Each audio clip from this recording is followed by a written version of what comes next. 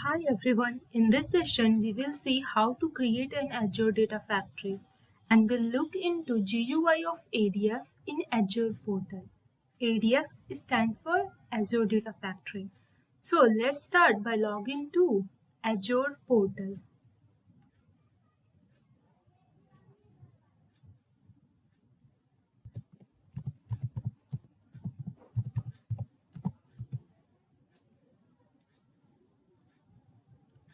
Make sure that you have an active subscription for today's agenda.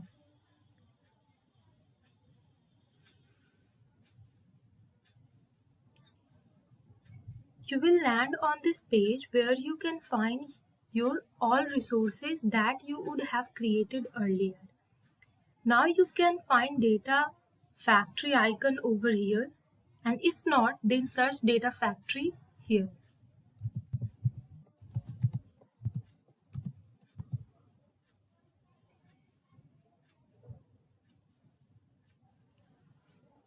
On this page, you can see your already existing data factory.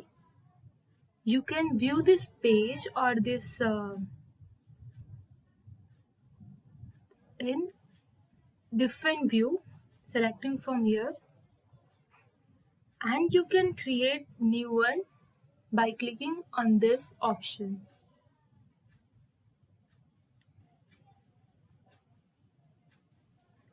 It is asking for your subscription type, mention it here, and in the resource group either you can create a new one or you can select the existing one if you want to work on your data factory under this resource group. So let's create a new one.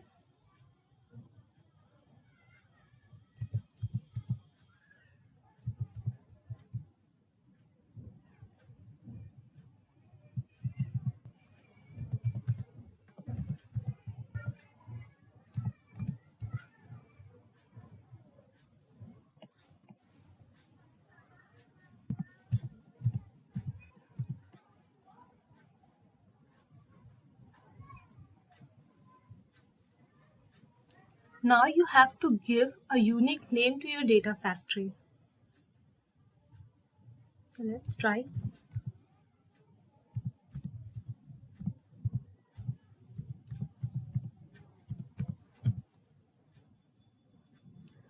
You can configure a Git repository if you want, but I'm selecting later option.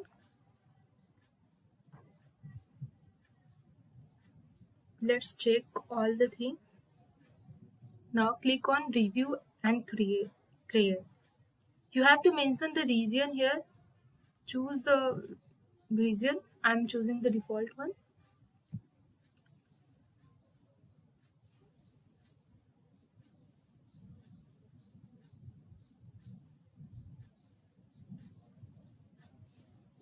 Validation passed. Now click on create.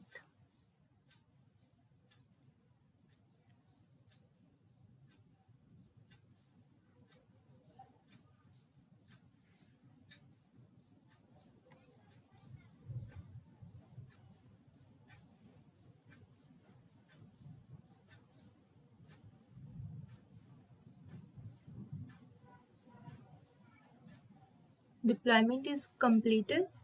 Go to resource. This is overview of area.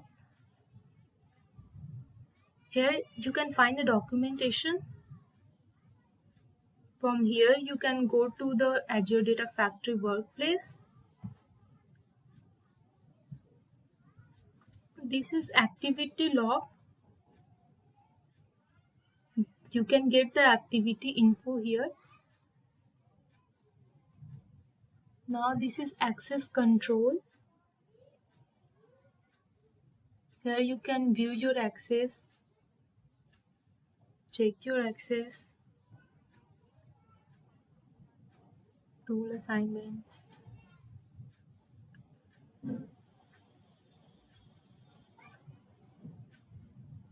You can create tag here. which will help in categorize resources. Now you can create alerts and other things. So let's open the Azure Data Factory Studio.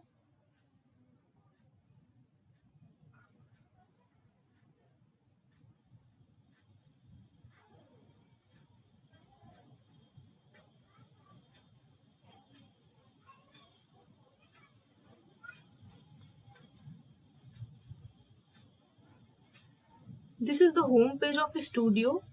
On this page, you are getting there for 4 options like ingest, orchestrate, transform data, and configure sys.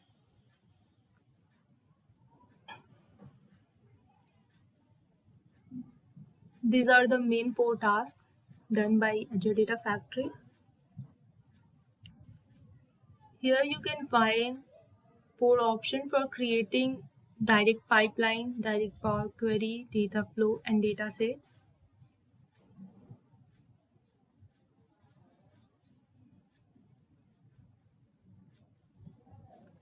You can set your repository here from here also.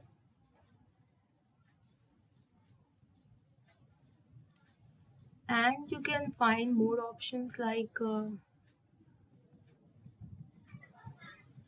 tutorials, videos, community content, and some useful link.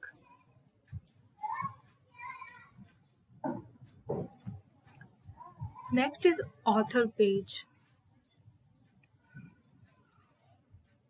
On author page, here you can see resources like pipelines, data sets, data flows, Power Query.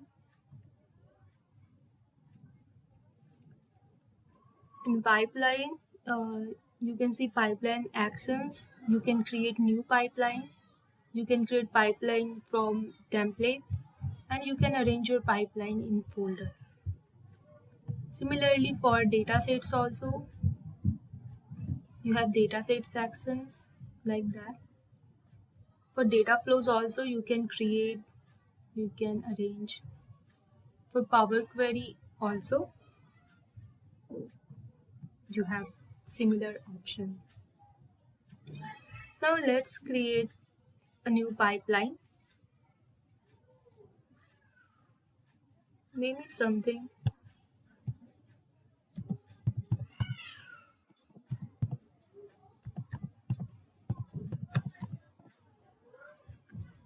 So you can validate your pipeline. This is the canvas where you perform all the activities and operations. You can debug your pipeline. You can add triggers to it. Here are the list of activities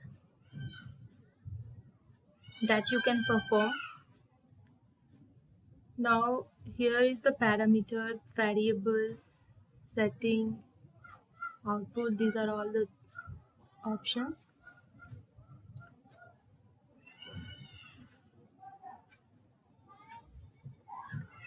So in move and transform categories, you have this copy data activity.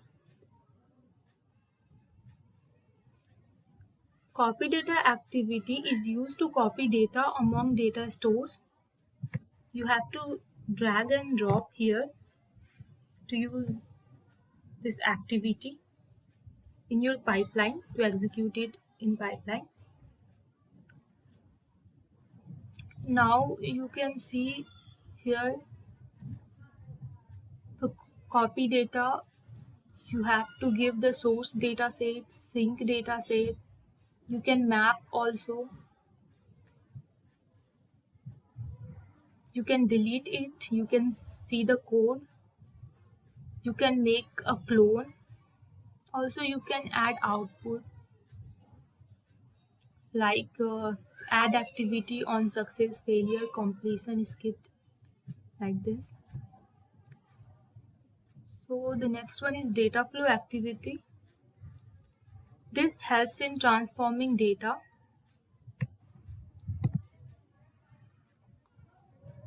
It is looking similar to copy data. in view. Now you can have this general for name or thing. You can add data flow from here, which you will create. You can create here. You will create here, and you can use select the data flow which you are going to use in the pipeline. So next is Azure Data Explorer command activity. This is used to run Azure Data Explorer control command, Azure function activity. This allows you to run Azure function in ADF.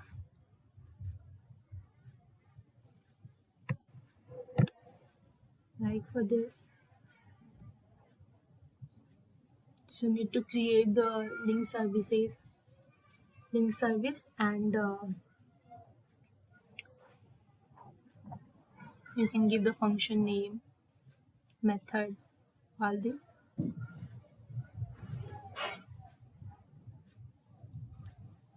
There is a custom activity in batch service category.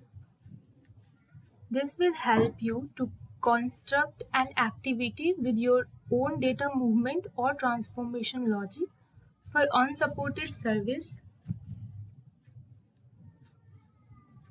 Another is Databricks notebook activity. It runs a Databricks notebook in Databricks workspace. Jar is for running the Spark jar on the Azure Databricks cluster. By this Databricks Python activity, in a pipeline, you can run a Python file.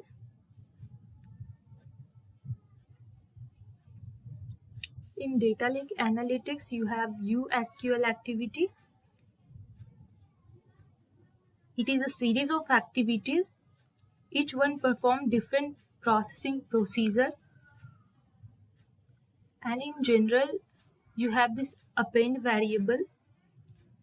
To add a value to an existing array variable, you have delete activity, execute pipeline activity to call another pipeline, execute SSIS package activity for running and executing the SSIS package.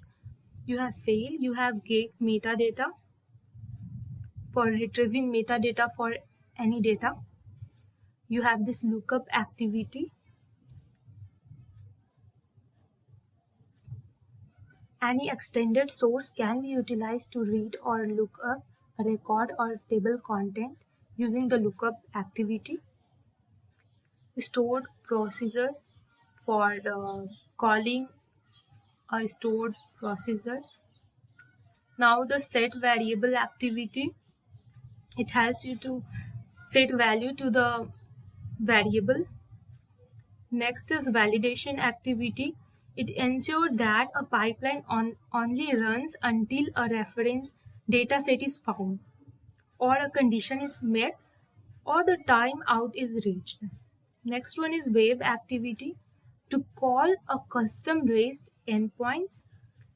Webhook activity for calling endpoint and also pass a callback URL. Right, the next activity will perform if it gets a callback. Now you have the wait activity, which makes an activity to wait for a specified amount of time before moving on to the next activity. In the HD Insight category, you have this Hive activity, which runs the Hive queries on your own or on-demand HD Insight cluster. You have map reduce activity to invoke map reduce program on HD inside cluster. You have this big activity for running the or executing the big queries. Spark for Spark application execution, and this streaming runs Hadoop streaming applications. And in iteration and conditional category, you have this filtered activity. This activity is designed to filter a list of items based on some condition. This for each activity, which is used for creating loops, like looping through files in a folder. Next is if condition activity. In if condition activity, there are two placeholders, one for the true condition and the other for the false condition. If condition can be used to execute two different pipelines also, which will be based on particular condition, like if this is true, then run this pipeline, and if not, then the another one. Next is the switch activity. This evaluates the switch expression and executes a particular set of activity on matching evaluation. And the next one is until activity, which is similar in implementation like the do while loop. This activity keeps executing a set of activities until the condition evaluates to true. And in machine learning category, you have this machine learning batch execution, which is for invoking a web service. Next one is machine learning update resource for updating models. And another is machine learning execute pipelines. This enables batch prediction scenarios such as analyzing the customer behavior. Now the Power Query activity, which is used to create the Power mashups for data wrangling.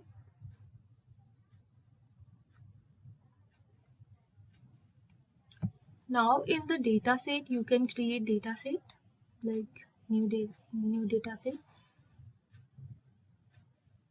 You have to select the data store to specify the location and structure of your data within a data store.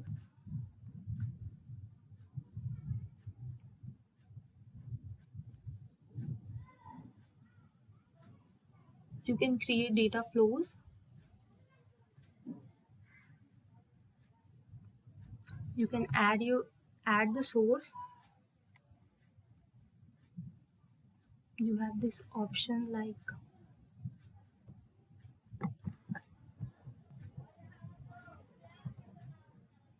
choose the data set as the source, all this, and you are finding this plus icon here. If you click over this, you will find multiple operation for transformation of data,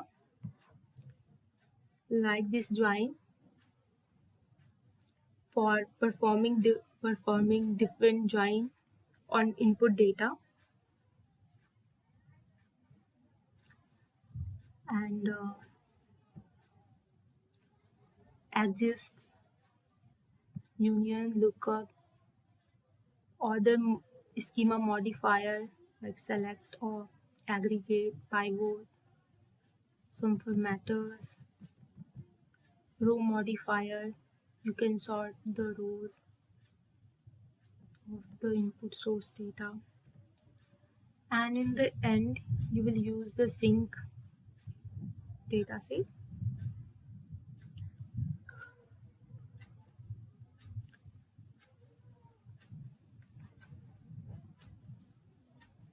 You can create Power Queries from here like this.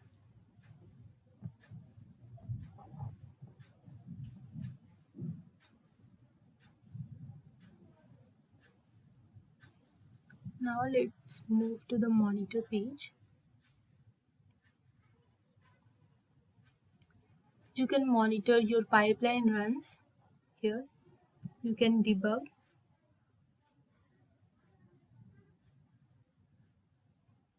You can monitor the triggers runs.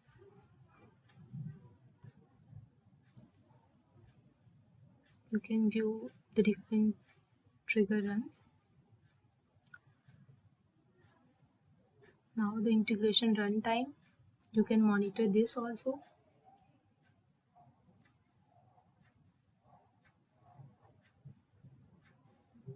Either collectively or selectively.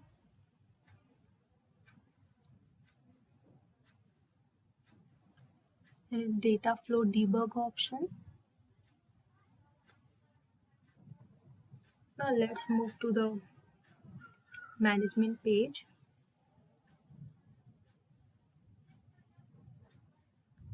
Here on the top you can see that the link services, you can create link services by clicking on this new. Link services defines the connection information to a data store or compute. You can find your link services here.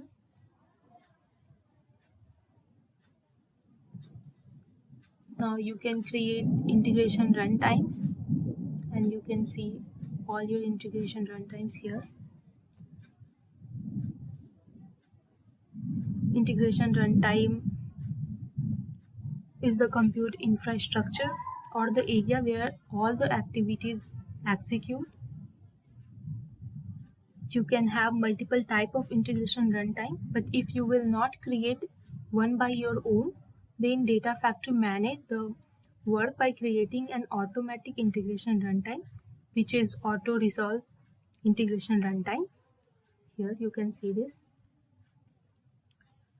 and you can add triggers from here.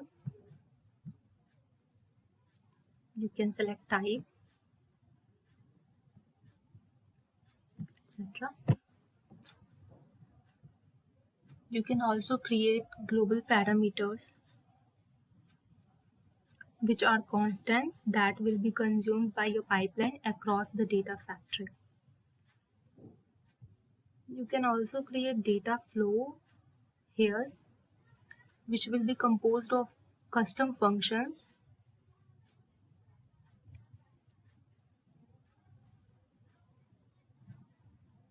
Mainly, you can create the data flow in the libraries for